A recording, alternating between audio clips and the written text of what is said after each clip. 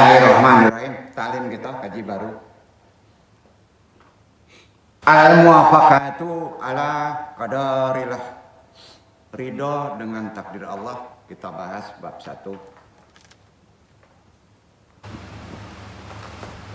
Kategori akidah ya. Takdir itu harus diakidahkan. Ya. Tapi harus diilmui karena takdir itu berat, Pak. Selalu bertolak belakang dengan pikiran. Ya. Kita bahas, karena ini sangat penting. Banyak orang membahas takdir, tapi sering jadi perdebatan. Ya, kalau tidak dipahami konsepnya secara tuntunan syariat, tentunya akan jadi masalah. Langsung ke tajuk risalah. Assalamualaikum warahmatullahi wabarakatuh. Waalaikumsalam warahmatullahi wabarakatuh. Bismillahirrahmanirrahim. Langsung ke talqin zikir dengan diawali syahadatain. Sama-sama kita lafazkan. Asyhadu an la ilaha illallah wa asyhadu anna Muhammadur Rasulullah. Salawat Allahumma sholli ala sayyidina Muhammadin nabi ummi wa ala alihi wa sahbihi wa sallim. Istighfar. Astaghfirullahaladzim. Astaghfirullahaladzim. Astaghfirullahaladzim. Tuaro ilahi anta maksudi waridhoka matlubi atini mahabbataka wa ma'rifataka. Abaha 3 kali. La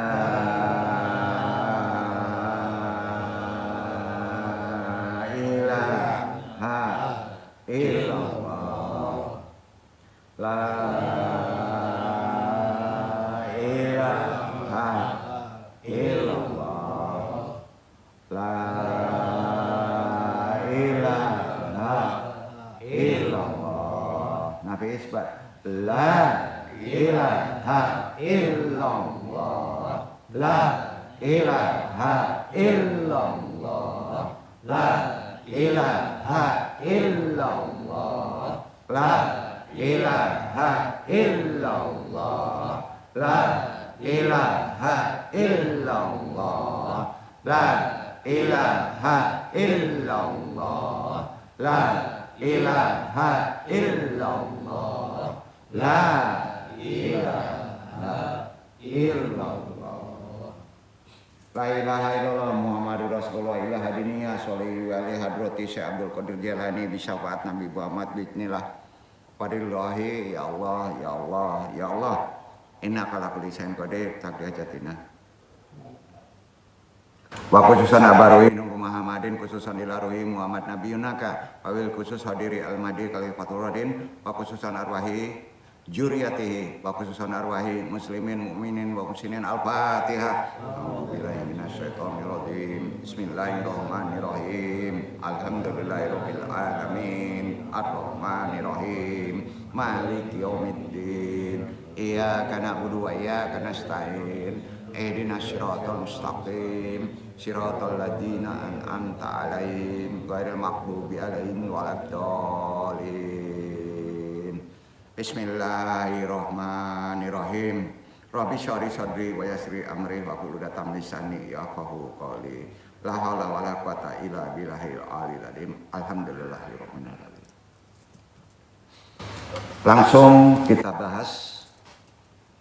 Alhamdulillahilladzi qala syaidin ajwaja wa sholatu wa salamu ala syadina wa maulana Muhammadin nuril huda wa syamsi huda wa badri duja wa ala alihi wa ahli baitihi wa ashabihi ahli tuqa wan naqa wan najah ilma lana ilama alam tanah innaka antal alimul hakim. Alhamdulillah subhanahu wa ta'ala. Ikhwan, akhwat semuanya, dengan kodrat iradatnya juga rahmatnya kita masih diberi waktu untuk bisa datang ke tempat ini berthalibul ilmi. As-sadatu ada'u dama'ati akhwati jamaiyati subhanil masihiyati ya ma'a rahimakumullah. Kulu man yatlul Qur'anul Karim huduriyana wa man yataluhu bi tariqati nan andong taklimi wa man yataluhu mubasyaratan abra wasailiti tawasuliti ijtimai jami'uhum rahimakumullah fi hadal istimai hadal fakirul ahmaqu sanunaksihu wal janal lailata. Hadirin ikhwan akhwat rahimakumullah, baik yang langsung ngaji secara telaki tidak langsung, semuanya dong doakan, memohon mudah-mudahan selalu hidupnya dirahmati Allah. Di pertemuan ini Al-Fakir yang bodoh ini kita coba kaji, memang berat ini. Jadi jangan sepelekan perkara qada qadar atau takdir. Habiratul Muhtarubina, khususnya ulama usyaraja aliminil mukalasina ladinina taklimi wa yukarimullahi dan ikhwana ibani jawarhal wa min sabahillah idan al masyayikh al asyutiyuna ihwanun jawaharin wa ahlil barzaki ada'u lil jami hadirina ya, ada itu. Alhamdulillah wassalatu wassalam ala rasulillah amma ba'd. Takdir, qada dan qadar ya, adalah ketetapan Allah ya, wajib diimani, hukumnya wajib dipercayai ya. Khairihi wa syarihi minallah, baik yang baik maupun yang buruk menurut penilaian kita. Sebetulnya nggak ada yang buruk. Ya, penilaian kita yang menganggap itu buruk. Dikasih baik juga kurang, tetap aja negatif. Ya, nah, di sini perlunya ilmu. Namanya kan manusia kan. Nah, kita wajib menerima dan tidak mempertanyakan takdir. Kewajiban kita kalau perkara takdir menerima, tidak mempertanyakannya.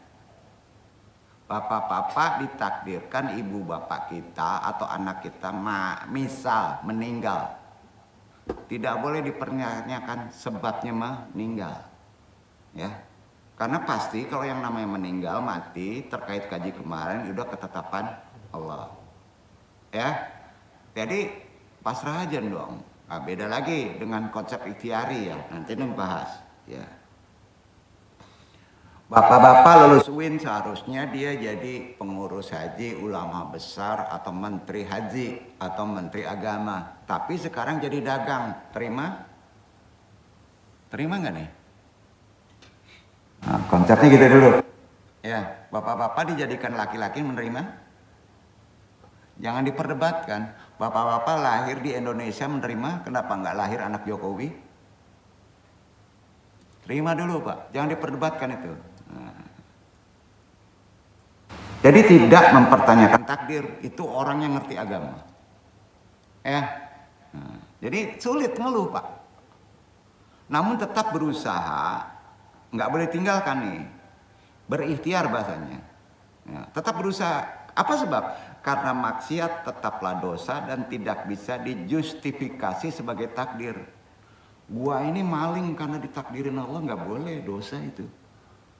Iya kan? Nggak boleh menjustifikasi kamu nggak sholat karena takdir Allah, nggak bisa.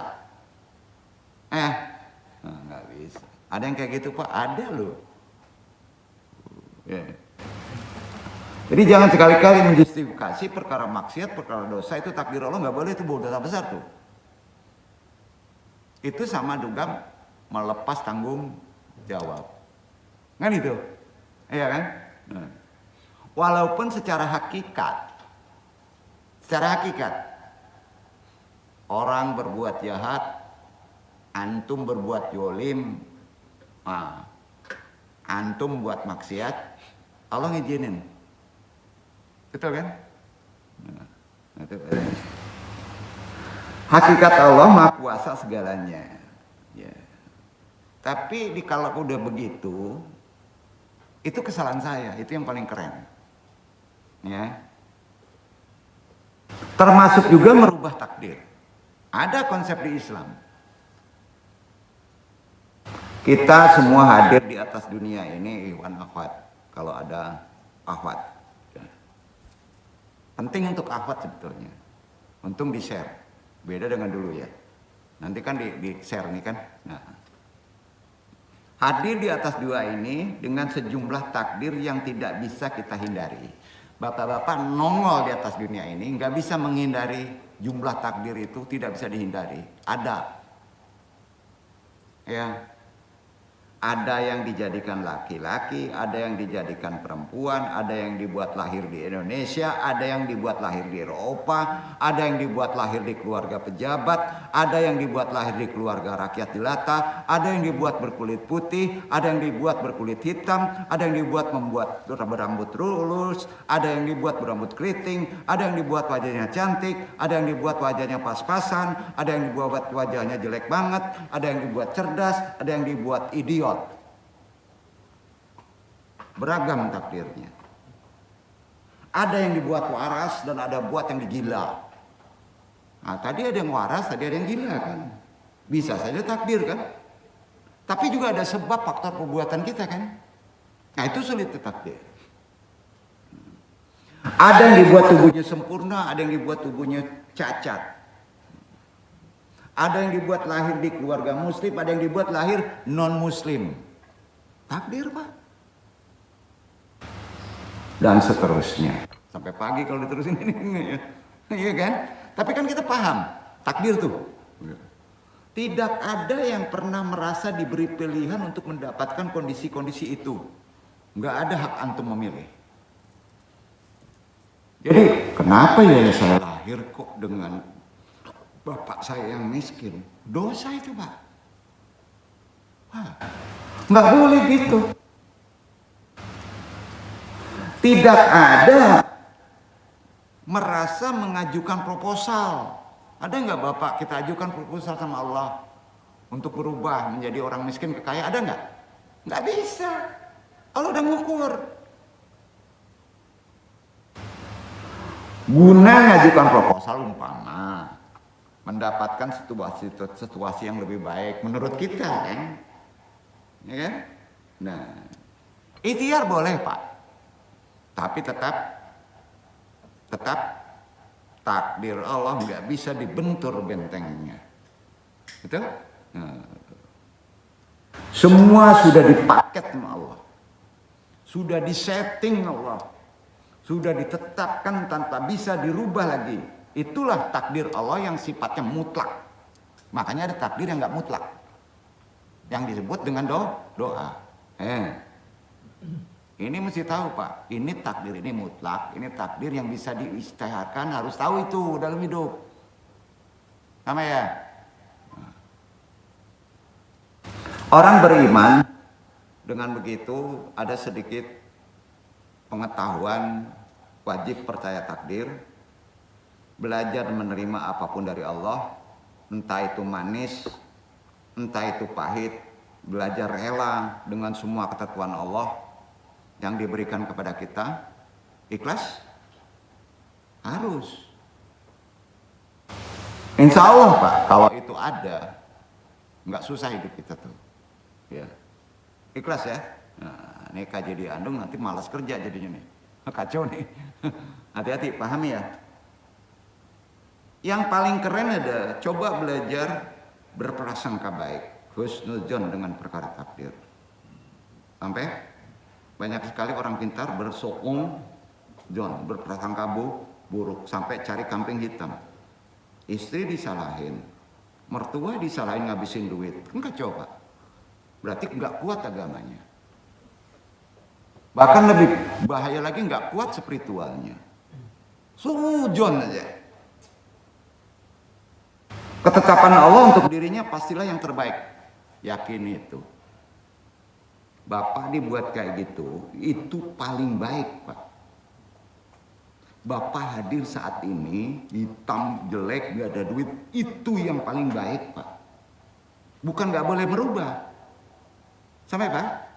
Kalau kita berubah, berikhtiar, berdoa, ternyata Bapak dikasih duit, ya, itu perkaranya bukan karena kita, karena cocok dengan takdir. Tahu nggak? Bahwa Bapak akan merubah melalui doa. Duduk. Itu konsep takdir. Kira-kira paham sampai sini? Ya. Jadi dengan begitu, apa yang bisa kita ambil dari keterangan tadi? Nggak bisa kita hidup menyalahkan makhluk, cari kambing hitam nggak bisa. Sampai Pak? Penyakit, gila, semua susah hidup karena kita sering cari aman, Pak. Sering menyalahkan orang. Kan sudah diterangkan. Itu perbuatan kamu sendiri, betul kan? Pahami takdir. Nah. Jadi tidak bisa kita menyalah-nyalahkan makhluk lain yang dia sendiri juga tidak sanggup keluar dari kondisi yang telah ditetapkan untuknya. Kita kan yakin bahwa semua ketetapan itu hakikatnya hanyalah untuk apa, Pak? Hakikatnya lebih dalam lagi, lari ke makrifat. Bapak ditiadakan uang, Bapak disakitkan, Bapak dimiskinkan, Bapak kena bencana, rumahnya kegurus sama air. Itu ujian. Setuju? Kalau itu kena, itu tetap ujian. Ya. Bukan aja. Kalau Bapak paham konsep takdir, begitu juga takdir. Allah menentukan dan Allah menguji amal hambanya. Nggak mungkin kita nggak diuji kan? Ya. Dengan cara yang dikehendaki Allah tentunya. Hanya saja takdir itu bermacam-macam, Pak. Kita naikkan ilmunya. Tahu, takdir itu macam-macam. Ada takdir yang sudah ditetapkan 50.000 tahun sebelum ciptakan langit dan bumi. Berarti umur kita itu abadi, Pak. Iya. Abadi, Pak. Udah dicatat 50.000 tahun sebelum diciptakan kita, sudah dicatat takdirnya ada. Batasnya 50.000 tahun. Berarti sampai akhirat masuk tuh. Ada yang 50.000 tahun dicelupin dulu di neraka. Gitu takdirnya gitu ya Pak ya. Nah, baru diangkat. Nah, ada takdir yang ditetapkan saat ruh ditiupkan pada janin. Benar Pak? Nah, terus ada takdir yang ditetapkan tiap tahun. Ini setahun kenanya nih. Tahun besok enggak. Gitu Pak, ilmu takdir tuh. Dan ini Quran semuanya. Dan ada takdir-takdir lain yang hanya Allah yang tahu dan kita tidak tahu. Kita tidak diberitahu. Nah, baik yang sudah terjadi, sedang terjadi, ataupun akan terjadi. Jadi perintah kepada kita hidup, kita dikurung takdir tuh. Mengimani semua takdir itu perintahnya. Percaya aja deh, taklid. Oh ya, taklid ya. Udah, terima aja gitu. Ya. Jangan dikeluh kesahkan. Jadi nasihatan dong di kondisi sekarang. Jangan sekali-kali mendalami, merinci purunya asbab takdir. Dicari-cari Pak sebabnya. Jangan, kalau perkara takdir jangan dicari-cari masalahnya. Apa sebab Allah berfirman? Al-Qamar ayat 49. Andung yang baca dulu ya. A'udzubillahi minasyaitonirrajim. Bismillahirrahmanirrahim. Inna kulla syai'in khalaqnahu biqadar. Sungguh kami menciptakan segala sesuatu menurut ukurannya. Ukurannya kena kamu. Ukurannya misalnya maaf Pak Amin itu digantung warisannya. Paham Pak? Ukurannya digantung dulu. Perkara dapat tidak dapat itu takdir dulu kan. Jadi ikhtiar aja. Tapi enggak? Jadi kita enggak susah. Ada dilarang rokok minta toleransi pula. Ada kepannya ngawak tagak pula tuh. Andung kan ngikuti ilmu takdir tuh. Nggak mungkin lah Andung menyuruh nggak ngikuti ilmu takdir. ukuran Allah itu lebih bahaya lagi loh. Seharusnya nggak boleh ngerokok. Paham ya? Aduh. Una kula syai'in khalaqnahu biqadar. Betul kan? Al-Qamar. Semua takdir antum itu ada ukurannya. Apa Pak? Ada? Ada. Sungguh kami menciptakan segala sesuatu menurut ukurannya, termasuk takdir. Ada ukurannya Pak. Allah itu maha mengukur. Presisi. Nggak akan dolim. Karenanya Rasulullah bersabda. Baca. Bismillahirrahmanirrahim.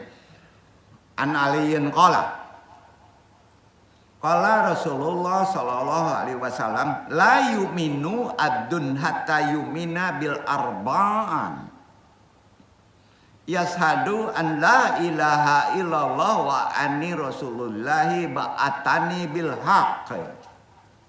Wa yuminu bil mauti wa bil bati ba'dal mauti wa yuminu bil qadri. Hadis sahih riwayat Tirmizi nomor 452, artinya dari Ali an aliyin qala. Ali ini sahabat, berkata Rasulullah bersabda, tidaklah beriman seorang hamba, kita ini hamba, dianggap tidak beriman sehingga dia mengimani 4 hal, mempercayai 4 hal. Bapak hidup harus percaya 4 hal ini.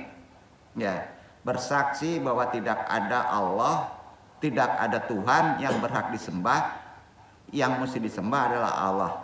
1, ya. Itu. Kedua, aku adalah Muhammad, utusan Allah yang dia utus dengan membawa kebenaran. 2, takdir tuh, tetap tuh, nggak bisa diungkit-ungkit tuh. Yang ketiga, ya, beriman kepada adanya kematian. Takdir tuh, ya, nggak bisa dirubah-rubah, nggak bisa diproposalkan, nggak bisa toleransi. Waktu ya, waktu ikhtiar boleh untuk memperpanjang, itu sesuai takdir juga kan. Nah, beriman kepada adanya, jawab, lanjut. Kebangkitan setelah kematian, alam barzah. Yang terakhir terkait ini, semuanya itulah disatukan menjadi beriman kepada takdir. Betul? Hadis riwayat Tirmizi bernomor 452. Kan sering tuh, harus dijelaskan tuh. Ya. Iktibar maknanya gini, dengerin ya. Masih banyak yang ragu nih. Iktibar makna tahu gak? Permisalan. Ya, kita harus pakai misal kalau takdir Pak. Iktibar makna itu misalnya begini. Gak bayar dong, andung permisalkan ya, iktibar yang ngopi dulu. Siap menerima, jangan ada yang tersinggung ya, iktibar ini bisa beres nih. Ada dialog. Tembok, paku, palu, tangan, ibarat tembok, oh, bisa ngece. Tembok mengece, paku mengece, palu mengece, tangan manusia mengece, ibaratnya begitu Pak. Kita bahas ya. Tembok ngomong ke paku. Tembok mengece ke paku. Keceknya. Paku, mengapa engkau menyakitiku? Ya kan? Paku kan acok menyakiti tembok. Ya. Aku tidak berbuat jahat, tembok kan tidak boleh jahat ke paku. Iya kan? Aku tidak buat jahat kepadamu, tidak pernah mengganggumu, dan tidak pernah ikut campur dalam kehidupanmu. Lalu mengapa engkau menikamku, melukaiku, merusak keindahanku? Malah balang-balang tembok. Dia paku. Betul?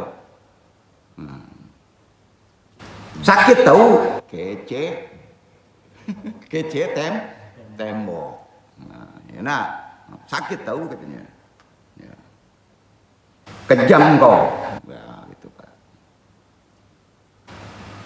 Ngece paku. Kece paku. Hai tembok katanya. Akhirnya bercakap ke bajidal namanya. Jangan tak buru-buru menyalahkan awak. Gitu. Apakah engkau mengira aku juga enak? Tubuhku menghujam merobek dirimu. Aku juga kesakitan. Kece Pakku. Iya kan? Dihantam kepalaku berkali-kali. Betul. Yo apa? Yo panoko. Itu kalau perkara takdir hanya ingin dirinya seorang itu jadinya tuh muka tembok tuh orang tuh. Betul. Karena sering menyebut muka tembok. Ngepaku ngece. Ada ndak lama di toko oleh kepala awakku. Ya, dihantam kepala berkali-kali. Tidak kayak muka tembok katanya. Tahu muka tembok Pak. Mada itu muka tembok. Karyawan dong aja. Nah, kan? Jadi sakit tahu gitu. Kapaloden bukan aku yang menyakitimu, Palu lah yang bertanggung jawab. Kece Pakku, jangan menyeranden, kan itu kan?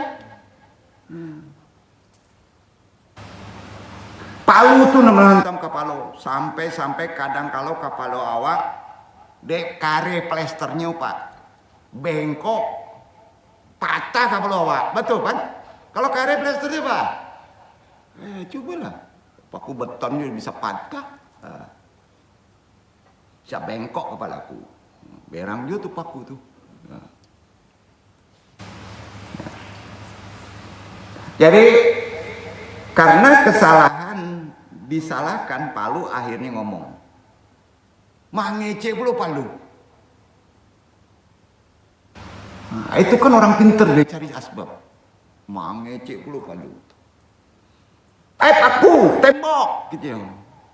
Sabarlah lu, waden Saloman kalian. Nggak aden menokok kapal loang deh. Tangan katanya. Aden sakit juga katanya kan. Kapal loangnya. Kamanga. Kan harus di perkara takdir tuh. Betul nggak? Tangan tuh dan mbak ulah. Awak mengikuti garak tangan. Paham. Aku juga sakit tahu. Kece panoko. Betul Pak? Ube sakit gigi kan paku di tokoan ke tiang. Itu nggak ilmunya risiko. Takdirnya supaya hilang. Jadi kalau ube sakit giginan manoko orang lain Pak, ndak masuk. Anak sakit gigi nan manoko je paku, giginya toko je paku tuh. Itu kira-kira Pak. Ada paham Pak? Kok kita ada inoan loh. Kan kacau Pak. Kita nggak boleh kaku. Jadi kaji takdirku perlu itibar. Ya. Jadi, Pakku, muka tembok, sabar dulu. Awak saroman kalian. Posisiku hanya mengikuti gerakan tangan yang memegangku. Aku juga sakit tahu. Karena harus beradu kepalo jo Pakku. Cari dah. Panokok kok. Colat-colat juga kan? Betul Pak. Apa kata tangan? Tolong dijawab Iwan. Apa kata tangan? Lanjut kan? Nak dong jalan pasti panjang. Apa kata tangan? Tangan itu manusia kan? Apa kata tangan? Ternyata si tangan kau orang yang beragama Pak. Mengerti ilmu takdir. Kalau ndak ngerti ilmu takdir Pak, tinggi sekolahannya, manajer sekalipun, on gilo Pak. Ndak ngerti agama, datang kamari kaji butuh, sedenya susah. Kan banyak macam itu nak. Berang-berang andung enggak, kan dah banyak itu. Supaya apa onnya hilang. Dek ndak ngerti agama. Jadi dek inyo ngerti agama bukan orang yang membangkang agama ya. Kalau membangkang agama ndak ngerti Pak. Kawan-kawan sadonyo, muko tembok, paku kare, panoko kare, kan gitu kan? Kawan awak tuh sadonyo kecet tangan. Aku juga demikian. Kecet tangan. Aku ikut sedih dengan ngerti agama. Awak merasakan sakitnya kamu sadonyo. Dari panoko sakit, dari paku sakit, dari tembok sakit, orang beragamo tingke perasaan belas kasihnya tinggi pak. Orang beragamo, orang nan berpuluh-puluh kane galodo pak, pasti nyumbang bantu pak. Seindahnya ya doa gitu. Betul nggak pak? Dia nyo tahu sakit itu. Indah inyo sih marasai, nyo pilih juga sih. Kau betul nggak? Kama kajiko. Bersyukur jemaah adan bisa bantu walaupun membantu oto mempromosikan di awan apa kepeng dah pak rancak empati betul tuh kece tangan awak sebagai manusia dititipi tangan juga nggak mau begitu ya nggak mau ini karena kehendak diizinin oleh Allah. Suruh di toko tuh. Berarti diizinin Allah gak? Manokok tuh. Ada maksud tuh. Allah yang maha kuasa, yang perkasa, yang membuat aku tangan harus bergerak. Sepakat tak? Sepakat? Apa ndak ada bak bibur tembok rancak kok pak? Ndak ada niat untuk menggantung foto. Apa toko saja kok pak? Berarti jolim dah pak? Berarti niatnya merusak tembok. Tapi kalau menggantung untuk membuat rancak. Segala sesuatu kalau berhasil harus pedih dulu pak. Jo iktibar baru paham perkara takdir kan? Iya kan? Iya kan? Hai orang-orang ateis. Kamu kok? Orang-orang yang merasa nggak punya Tuhan. Tapi paham? Atau Tuhan nggak adil? Kan bisa begitu pak. Andung sebagai pentaklim mau bertanya dari peristiwa iktibar tadi, siapa yang salah? Nyalahin Allah, dosa.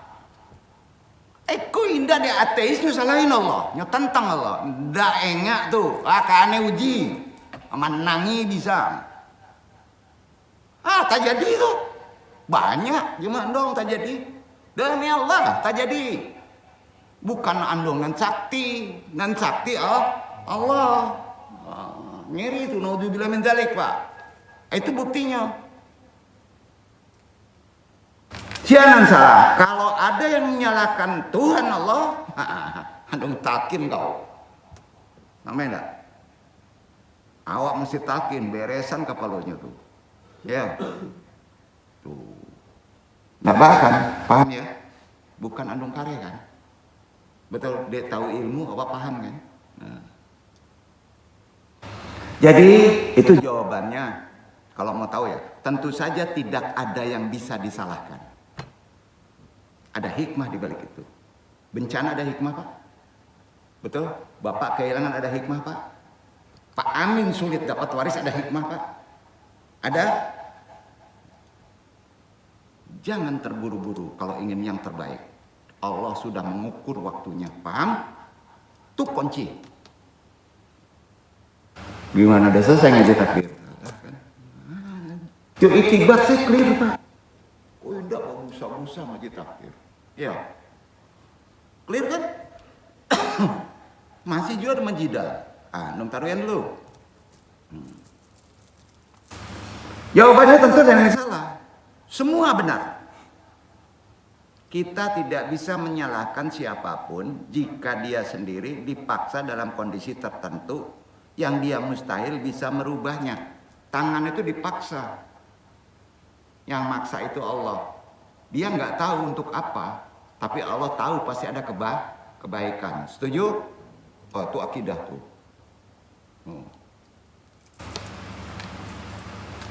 Nggak bisa. Ini adalah di antara perumpamaan atau iktibar yang terindah yang Nung sampaikan. Mudah-mudahan paham untuk bisa memahami konsep dasar takdir. Itu dia konsep dasar takdir. Nah besok kalau ditanya takdir kejadian sesuatu Bapak udah paham tuh. Insya Allah paham. Jadi kalau nggak juga paham, setinggi apapun antum belajar fikih, kalau nggak ada iktibar hikamnya, hikmah di balik itu sulit pak, ya. Karena pinternya kepala. Betul, nah itu yang disebut hijab. Akui deh, itu gunanya talibul ilmi. Jangan mudah tersinggung, takut tersinggung, nggak datang ngaji kan kacau pak. Betul nggak? Lepas nyaman dong. Nah. Jadi ini penting nih. Ya. Jadi jelas ya, di balik sakitnya tembok, di balik sakitnya paku, di balik sakitnya palu, di sedihnya tangan, semua ada harmoni yang indah hikmahnya. Percaya Pak? Percaya? Ada yang disatukan di sana Pak. Ada yang direkatkan di sana Pak. Yang susah tadi, seolah susah. Ada yang dikuatkan di sana Pak. Ada yang menjadi berfungsi Pak. Betul?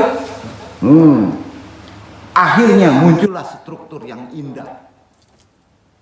Bencana habis semuanya, akan muncul struktur yang indah. Sepakat? Ya, manusia kalau udah banyak campur tangannya kacau Pak. Kece manusia pintar, ahli arsitek, itu indahnya. Nyuwe gedung tinggi-tinggi, ya. Nggak tahu di sana nggak ada harmoni, banyak itu nih Pak. Gunungnya pangkas, nggak tahu di dalam gunung tuh ada jalur air, kan nggak tahu Pak. Nggak ada harmonis. Banyak terjadi ini, banyak pemerintahan on. Ala jalan natural karambi, pasang pula pohon apa kok kalapo nan indak karambi indak. Nah, ya nak. Bingung tuh pohon pohon jadi-jadian. Iya nak. Pas dimakan mabuk sadonya kanker. Ini gue industri gadang-gadang, dia gampang babua banyak. Hanya masukan pangkal balanya tuh ke dalam, nyugiliang, jolim dulu tuh. Anan murninya jua keluar, dia badak piti, nan ampenya nan kuning dia lagi kawa, mabuk lah, teler, si anan jolim. Itu kenyataannya. Nggak ada harmonisnya, harmoni keindahan. Manfaat. Semua ada yang disatukan, direkat, dikuatkan, difungsikan. Muncul struktur yang indah kalau mengikuti aturan Allah, ya pasti ada manfaat yang luar biasa dengan diujinya, dengan susahnya kita. Sama seperti saat kita melihat rantai makanan. Lebih dalam lagi nih, rantai makanan Pak. Nggak mungkin kita dapat makan semua ini, tidak ada yang terjolimi Pak. Nasi sampai di dapur itu ada yang terjolimi nggak Pak? Jadi beras itu banyak yang terjolimi. Aduh nata kicu waktu nambari dia tengkulak Pak. Awak tinggal bali saja. Nah itu terkait takdir Pak. Gini, saat manci, atau manci bahasa awak ya, manci tikus. Ya. Iktibarnya pokok binatang koruptor kan itu nih Pak. Dimakan ular kan manci makanan ular. Iya. Barangkali tikus sedih ditakdirkan jadi santapan ular. Setuju Pak? Kalau batanya ke manci, kenapa dia harus mati dengan cara strategis seperti itu, tragis, strateginya begitu, ditakdirkan makanan paling sedap untuk ular. Untung non urang manantang Allah ndak jadi manci. Iya Pak. Mengapa hidupnya harus berakhir di perut ular? Prosesnya pun bare Pak. Mengapa dia harus merasakan remuknya tulang? Kan manci dililit dulu Pak. Dibelit ular, sasa ango, berada di mulut, panasnya tubuh merasa terbakar, disemprot cairan lambung, bisa ular. Kan diangean tuh. Menghancurkan tubuh, Mengapa dia harus merasakan kematian yang sengsara dengan tubuh, kelojotan, sekarat, baru disantap ular. Kalau protes Bapak menciptakan, kan ciptaan Tuhan juga. Mengapa dia tidak terjamin mati dengan damai di bawah pohon dengan tersenyum kelompok manci kok dan bahagia meninggalkan dunia? Cobalah jadi binatang koruptor, Pak. Nggak akan bahagia, Pak. Naturalnya dapet tuh. Pasti dimakan ular. Nggak percaya tuh. Oi koruptor nggak percaya. Tunggu sila. Betul Pak.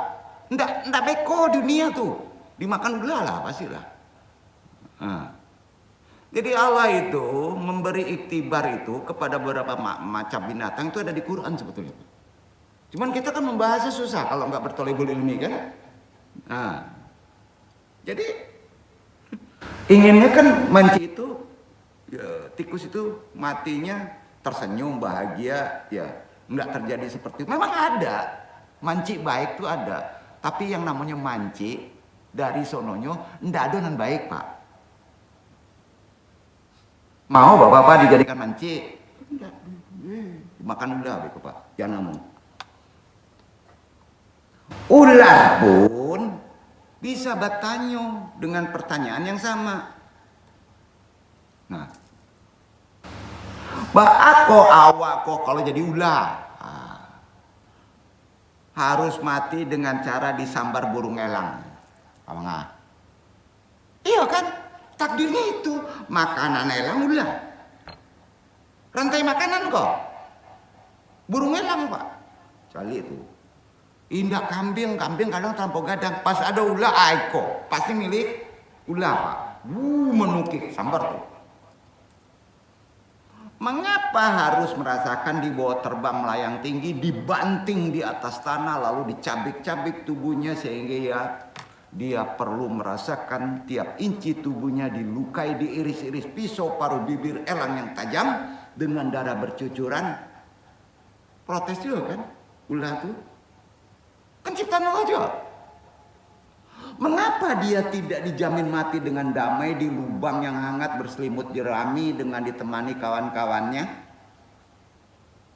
dan anak turunannya penyayang? Ditakdirkan begitu.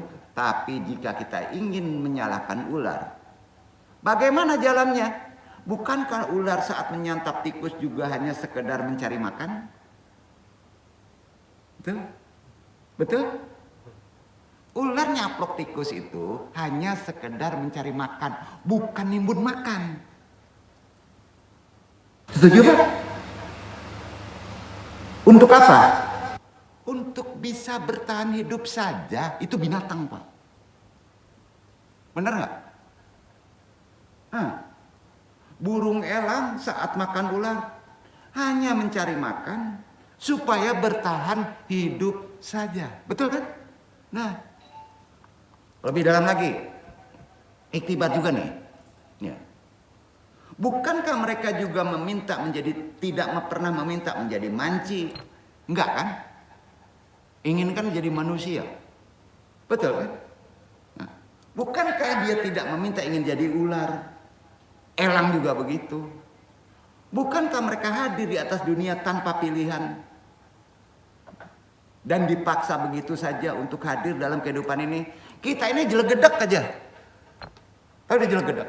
Tibo saya disiko. Minta pilihan. Ya Allah, ambo ajukan proposal, ambo jangan disiko lahirnya lah. Biarlah ambo lahir di Roma, Italia gitu. Kan nggak bisa Pak. Tahu-tahu mencoba siko. Ulah kan begitu juga kan. Nggak ingin jadi ulah kan. Pak Amin boleh nggak ingin menjadi Pak Amin dah. Mau yakin. Bila perlu ambo jadi orangan hidung mancung putih. Tapi ganteng loh Pak Amin kok. Coba Pak. Iya kan? Halo. Ikhwan Rio ingin tidak. Coba kalau ingin memilih. Nah, kamu udah paling pengennya ingin jadi orang Arab kan? Kayu, tidak. Ingin jadi manci, ingin jadi ular. Nah, kamu kan? Sama ular manci, elang kamu dah. Sama, nggak ada pilihan tapi tuh jadi aja. hadir di hidup ini. Jadi apakah relevan? Hai manusia yang otaknya terbatas. Kan terbatas kita. Sering berpikir begitu. Bertanya salah dan benar pada kasus yang memang satu makhluk tidak kuasa untuk menghindarinya. Maka takdir itu harus taklid, Pak. Kalau Bapak sudah jadi Pak Aminullah, kalau Bapak sudah jadi seperti yang duduk, ya, itu sudah ketetapan terbaik. Duduk, Pak. Duduk. Mau milih gimana? Allah itu ngukur.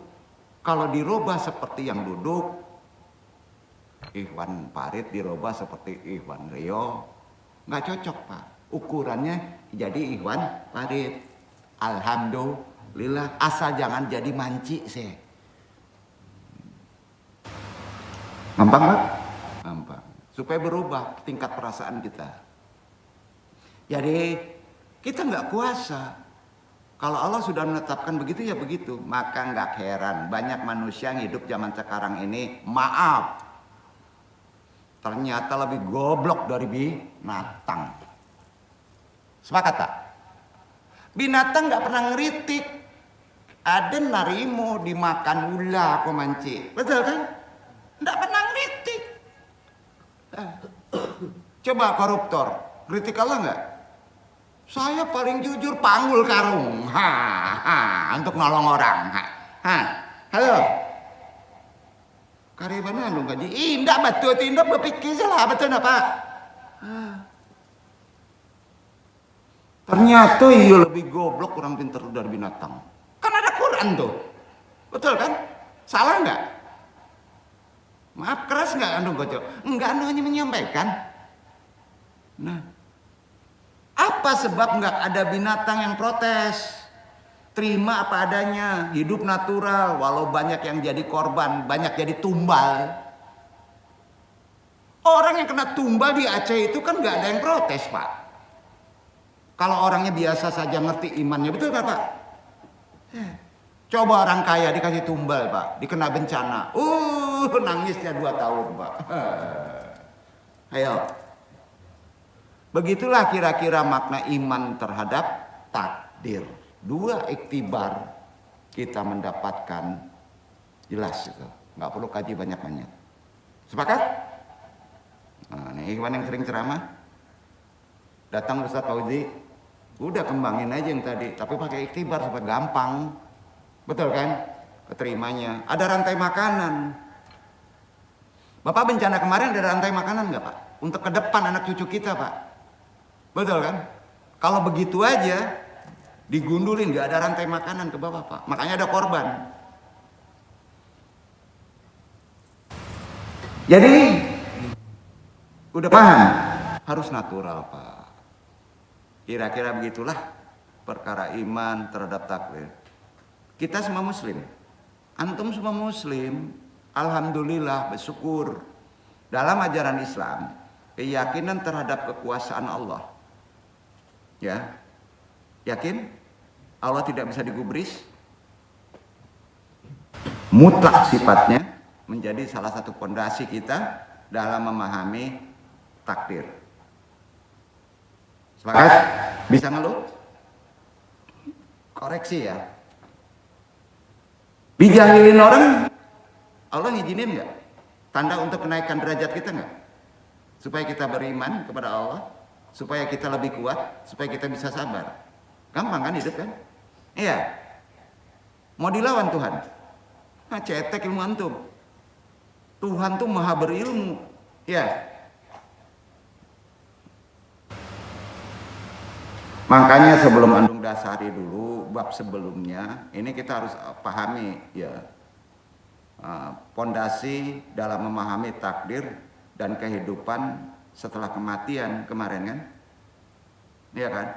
Memang banyak perdebatan muncul mengenai apakah nasib di akhirat masih bisa dirubah atau tidak. Rahmat Allah itu lebih tinggi, Pak, daripada azabnya. Walaupun udah mati masih bisa dirubah, Pak. Ya. Dosa kalau antum tetap masih menganggap Udah mati, ya antum diponis sekali akan masuk neraka. Benar, mungkin masuk neraka dulu tapi dicelup Pak. Diangkat Pak. Ya. Jadi nggak boleh putus asa. Rahmat Allah itu lebih tinggi. Di sini yang perlu anu bahas lebih dalam lagi ya. Jadi gini, apakah nasib di akhirat masih bisa berubah atau tidak? Apakah azab kubur bisa dirubah atau tidak? Itu kan penting supaya kita nggak putus asa. Makanya sebelum andung dasari, ya kaji sampai ke takdir ini, kan di bab sebelumnya kita pahami dulu konsep kehidupan sesudah kematian alam barzah, betul kan kemarin kan? Nah ini nyambung jadinya nih. Termasuk sekarang kita dalami perkara selanjutnya apa Pak? Kalau sudah memahami kompleks barzah, supaya nyambung harus paham konsep kodok kadar takdir. Nggak loncat kemana-mana ngaji Pak. Nggak nyambung nanti, betul kan? Ya. Allah itu tidak tunduk pada aturan yang diciptakan. Akidah tuh. Allah membuat aturan, membuat hukum. Yang membuat tunduk nggak sama aturan yang dia buat? Enggak kan? Enggak kan? Kamu kalau sudah lewat dari dunia, masuk alam barzah, amal kamu nggak bisa ditolong lagi. Nggak bisa begitu. Kalau Allah berkehendak dia masuk surga, tetap masuk surga. Makanya Allah ngomong, Allah lebih besar rahmatnya daripada azabnya. Jadi jangan putus asa Pak. Pak Amin nggak boleh putus asa ya. Yang lain nggak boleh putus asa ya. Nggak boleh. Nah ini kan dikaji orang zaman sekarang. Ya udah mati, nggak bisa kirim Fatihah. Jolim banget orang tuh. Weh enak aja. Wilayahnya beda Pak. Takdir Allah itu harus dipahami lebih dalam. Sekali lagi ya, Allah tidak tunduk pada aturan yang diciptakan termasuk ketetapan akhirat. Konsep akhirat yang sering dipahami itu kan oleh orang sekarang apa? Fase final. Neraka, surga. Neraka, surga. Benar nggak Pak? Gimana nih? Jadi Allah itu nggak bisa tunduk sama konstitusi yang bernama akhirat, enggak. Akidah tuh. Ada yang nerangin gini enggak? Ayo. Artinya walaupun antum sudah di akhirat, sudah di barzah, Allah tetap punya hak untuk melakukan apa saja. Benar? Banyak orang beranggapan bahwa setelah seorang meninggal, amalnya tidak lagi bisa dikirimkan. Benar gak? Namun, tolong diingat bro, ulama pintar di sana tuh. Ketentuan ini hanya berlaku bagi manusia. Bukan bagi Allah, benar kan? Kalau Allah mau merubah, tetap berubah jadi baik. Tetap gak diajak, benar kan? Kalau kita yang mengirimkan amal untuk orang yang sudah meninggal, mungkin ada batasnya bro. Kirim aja. Allah yang mempunyai hak prerogatif, benar kan? Kirim aja. Mengirim aja dapat pahala. Tapi kalau Allah yang mengendaki, semua bisa. Yakin gak nih? Ini kan akidah. Oh Pak Amin, bisa jadi presiden gak? Bisa Pak, kalau Allah mengendaki. Benar gak Pak? Ya udah jangan putus asa. Walaupun kita udah tua. Oh saya udah tua nih, nggak mungkin dapetin seperti misalnya cantiknya Halimatus Sa'diyah. Jangan putus asa Pak. Kalau berkehendak bisa Pak. Ayo. Benar gak? Bisa Pak. Jadi pemahaman ini perlu diapain? Kontekstualisasikan dengan hak prerogatif Allah. Itu bahasanya. Benar kan? Iya kan? Makanya ada seorang ulama yang bilang qadar nggak bisa diubah. Benar. Tapi belum dalam. Ulama itu belum dalam. Ya. Dalam batasan kita sebagai manusia itu benar. Ya pahami ya. Kita udah ngaji tasawuf sama kaji ruhani nih. Ya, tapi kalau Allah tetap bisa, betul kan? Ya, nah, ini dasar bukan kata yang duduk, dalil. Dalil tuh, Allah memiliki kekuasaan mutlak dan tidak dibatasi oleh apapun termasuk sistem penciptaannya sendiri. Hal ini terkait dengan sifatnya apa? Al-Qadir, Maha Kuasa, Al-Malik, Maha Merajai. Itulah dalil-dalil utama. Benar? Allah juga berfirman, Al-Baqarah 148. Itu buktinya, baca. Itu buktinya.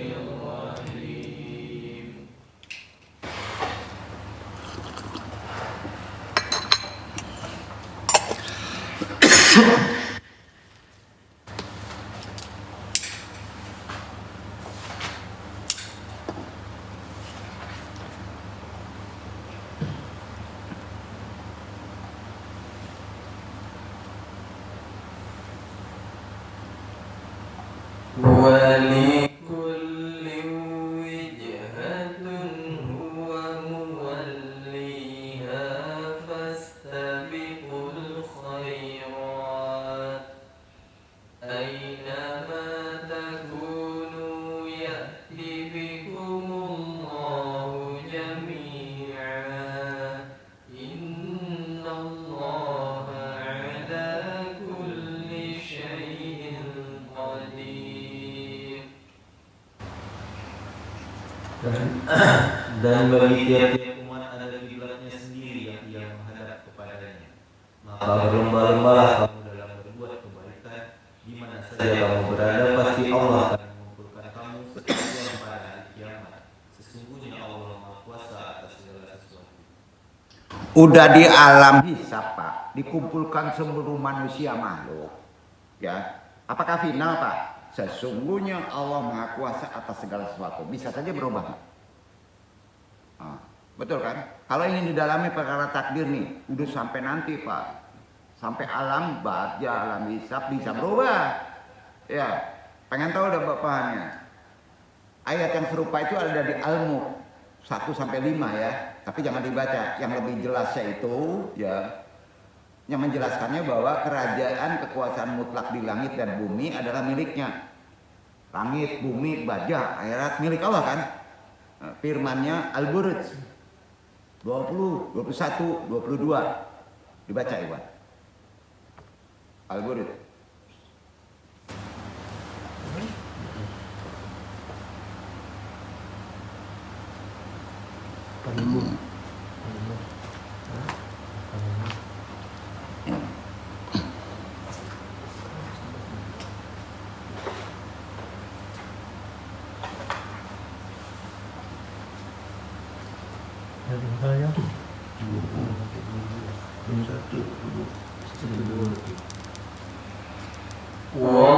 Wallahu min waraihim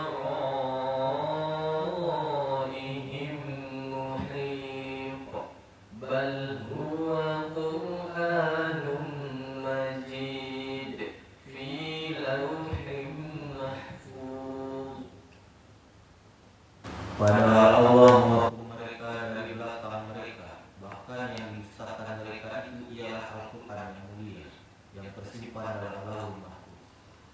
Jadi kalau ada ulama menyebut udah final nih kalau udah dibarja, kalau udah dosa pasti dia masuk neraka. Nggak bisa begitu, Pak. Nggak bisa. Ini kan menunjukkan ayat tadi bahwa tidak ada yang dapat lari dari kekuasaan Allah. Kalau Allah mau berubah ya berubah, walaupun udah dibarja. Udah mati dibarja mah bisa dakwah, ada ilmunya kok. Benar kan? Masih bisa nolong kok.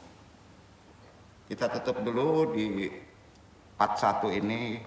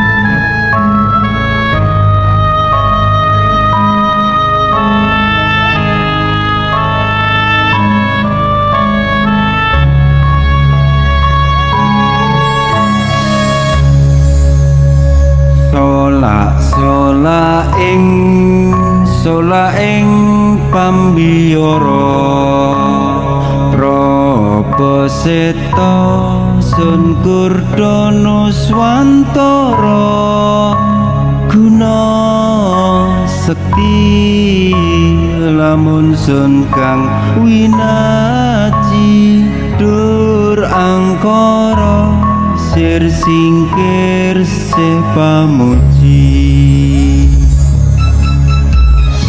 dono aji kritoning sun lelandesan sira angkara winandes ing pamujan gilar gilar cahya sineper gilar gilar suksma winudan